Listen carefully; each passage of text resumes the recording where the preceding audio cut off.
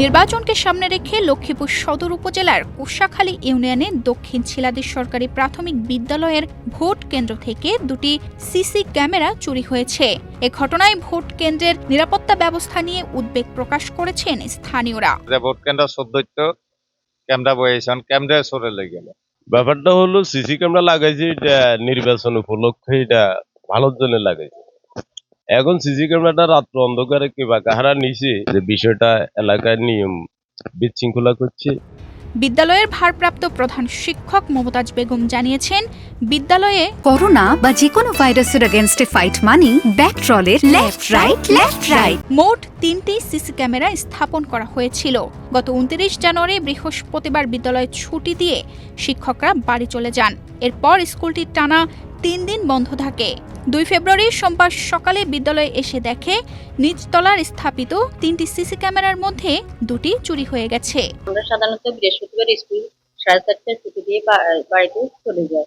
আমাদের সাধারণত 3 দিন স্কুল বন্ধ ছিল, শুক্রবার, শনিবার, রবিবার। তারপর রোববারে আমরা আসে দেখি আমাদের সিসি ক্যামেরাগুলো নেই। আমি আমার ঊর্ধ্বতন কর্তৃপক্ষ এপি স্যারকে জানাই। উনি তাৎক্ষণিকভাবে 12টার দিকে উনি পরিদর্শনে আসি। তারপরে উনি এখানে থেকে ইউনি স্যারের সাথে আলাপ করে। আমাদের এপি স্যারকে জানাই, উনি ইউনি স্যারকে জানায়। খনগঞ্জ থানায় আমরা অভিযোগ দায়ের করি এবং এখান থেকে পুলিশ এসে এটা তদারকি করে ওনারা আমাদের পদক্ষেপ নিয়ে দেবে। স্থানীয়দের অভিযোগ, ভোট কেন্দ্রে সিসি ক্যামেরা চুরির এই ঘটনা নির্বাচনের সময় নিরাপত্তার জন্য বড় ধরনের সতর্কবার্তা। তারা আশঙ্কা করছেন, যদি নির্বাচনের সময় নিরাপত্তা ব্যবস্থা কঠোর করা না হয়, ভোট প্রক্রিয়ার স্বচ্ছতা হুমকির মুখে পড়তে পারে। কিবা কাহারা নিচে এটা আমরা দেখি না, রাত্রে লইছে এখানে ক্যামেরা লাগাইছে আর একটা নিরাপত্তার জন্য কোনো জামিলা না হয়, কোনো সন্ত্রাসী না হয়।